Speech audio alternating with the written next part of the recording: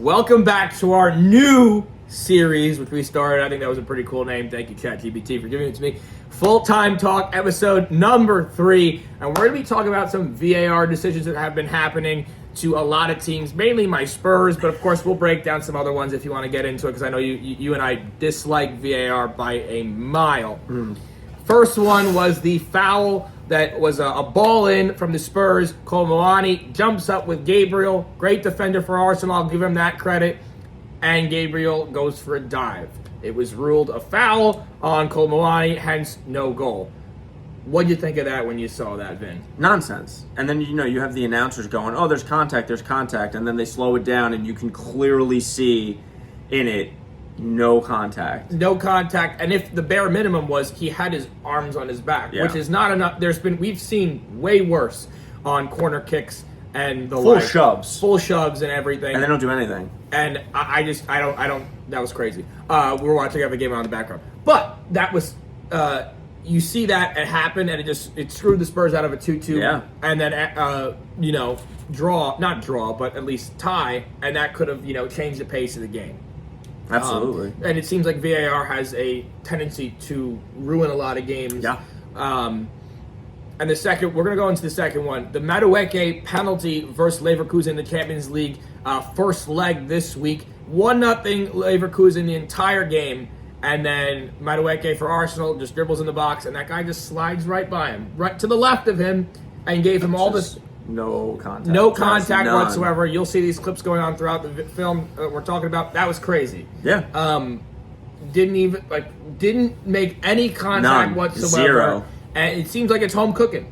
Yeah, a little bit. And I love the term home cooking. Little cook in the books. But just it seems to me like we've said, the announcers favor the bigger teams. Yeah, always. And it seems like VAR also gives the bigger teams a break almost every game that they're in, whether it be extra stoppage time or as in this case, even something simple as not blowing the whistle. So let's say there's 5 added minutes, they'll keep it going. It's 5 1/4, 6 minutes, 7 minutes. Then they're like, okay, we'll finally blow the whistle. Yeah, and I think there's a common theme among all of these decisions. They're not taking into consideration the nature of the game. Yeah. Right? So, when you're playing the game, there's that human aspect that they have to take in consideration. This is a big game. These are two big teams playing against each other. And even if they aren't, you have to read that game and know when to call the foul and when not. It's not always a foul. It's when is this a foul? Right. You take in the like you said, taking the human aspect out of the game. And I appreciate when the refs say, just play on. Play on. Especially, outside the box is, call the fouls that happen. Inside the box is game breaking. And these 3 clips are all in the box that change the outcomes of the game, and this could ruin Leverkusen's chance to, let's just say, knock out Arsenal. That would be crazy if they somehow knock out Arsenal. I'm praying for that, actually. Yeah, we don't like Arsenal. Arsenal can kick rocks. Very appropriately. Instead of what I was going to say. And we're going to the third one. Ekitike header, which was ruled. We've seen all of his goals. It's crazy. We do. Goal he's going to score again this weekend versus Spurs. Ekitike goal versus Romero. That was clearly a shove and a half. Shoved him to the ground, or to the ground, as Elmer Fudd says. Pushed that man to the ground and scored the goal. And no review. They did not VAR rule that. And then, after about 5 minutes, you're oh yeah, fine, we'll take a look at it. And it was the quickest VAR decision ever. I think that's part of the problem is there's no consistency. So something is a foul, something is a yellow, something is a penalty. In one game, it should be in another game, and vice versa. Yes, they have to take consideration the flow of the game. But if you're going to go down this VAR rabbit hole, which FIFA seems very intent on doing, and every year it gets more and more we're adding more things to VAR to make it more accurate. So then, if you're gonna do that, if you're gonna go down this VAR rabbit hole, then you gotta go full. You gotta go full send. You gotta just give it everything. Yeah. You can't pick and choose when you're gonna. It's clear. This one was clearly a foul. Yeah.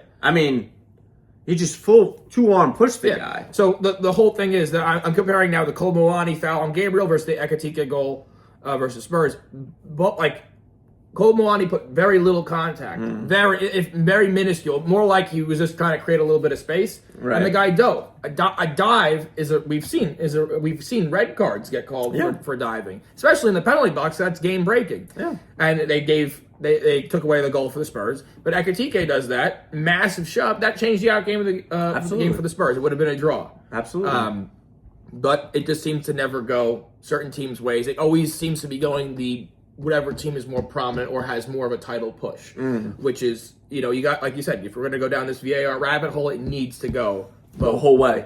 I know you don't like it in Italian football because it's, I know every week you're like, did you see the VAR? Did you see the VAR? It's ridiculous. And it's getting to the point now where, my opinion, every goal there should, at least after a goal, pause the time on the clock and give a quick VAR decision. Even if it's a blatant breakaway goal, no, ball clear in, they should review each goal. Yeah, it would slow down the game a little bit, but I don't think soccer has an issue with quickness of games, and I don't think the fans care. I think that's more of a United States thing where they care about quickness of games. Like baseball, every issue. But even in baseball, if you want to go down there, I think they're ruining the sport with what they're doing in baseball as well. With the MLB, you got the pitch clock, you got this, you got that. It takes away from the joy of the game. Yeah, because when we played as kids, it was nothing got reviewed. No, you couldn't argue balls and strikes. You couldn't review a safe call. Now everything's under review, and I'd say baseball, if anything, is the most accurate because you can challenge it. Yeah, soccer, and you can lose your challenge and the whole thing with that. Right? And in hockey, if you challenge it and you fail, hockey has it too. Yeah, you get a penalty for delay of game.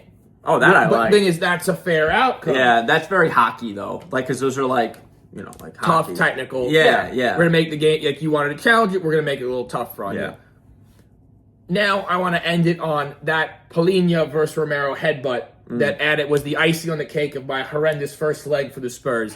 It's rough. And now they're both out this weekend versus Liverpool. Did you watch it? Yes. Live? I watched all 95 minutes, and my eyes were bleeding afterwards. I'm so sorry. I was at work. And then I got to see someone AI a video of the Spurs somehow coming back 4-0 versus Atletico Madrid on Wednesday and saying it's possible. It's possible, but it then said the announcer said and the Spurs are on to the Champions League quarterfinal, and I'm like, man, how crazy would you go? I'd be happy. Yeah, that would make my week. But what do you think of that headbutt? Those guys clonked heads, bro. It's embarrassing. Yeah, honestly, because it just to me shows. There's no cohesion. There's no teamwork. There's no... I mean, one thing to lose, but the headbutt just shows that they're just all out of sorts. They're in a different mind space. They don't know what's going on. Because when soccer's kind of Andrea Pirlo used to say this. He goes... They had an English player. In England, they like to yell. I'm open, I'm open, I'm open. You shouldn't be doing that. Andrea Pirlo would always say, if you're open, I'll find you. Because soccer's like chess. You have to know where everybody is at all times. It's a game of feel. Yeah, you have to know what everybody is at all times. So for you to just not know that your teammate's right next to you and go full force, slap into them, what are we doing? Let alone your head. Yeah. They both went to head that ball. Come on. Right in front. They were looking at each other. Bang. Right in the head. And they were both out this week versus Liverpool. What, they got concussions or just... They're undergoing concussion protocol. So they stayed in the rest of the game, which was 2 minutes. So that was a nice icing on the cake, as I said before. But now they have to undergo concussion protocol. I'm sure they'll both be fine for next week. But, week by week, the games are dwindling in the Premier League. I think this is going to be over by May. It's really touch and go for Spurs right now. Yeah. We're on every week. It's okay, teams lost, back to life. Back to life. Okay, we're going to remain in the Premier League this week. We're not in the relegation phase yet, but we move forward as a unit here at Full-Time Talk. Anything else you care to comment on? Just either one of two things. Either get rid of VAR or go full send. Yeah. You can't do this half thing, okay? Because then it leads to unfair outcomes, unfair decisions, which not only affect one game, but one game could affect the whole season, realistically, because it changes the whole dynamic. So that's my 2 cents on the topic. Well, everyone, thank you for watching Full-Time Talk episode number 3, and we'll see you guys in the next one. Peace!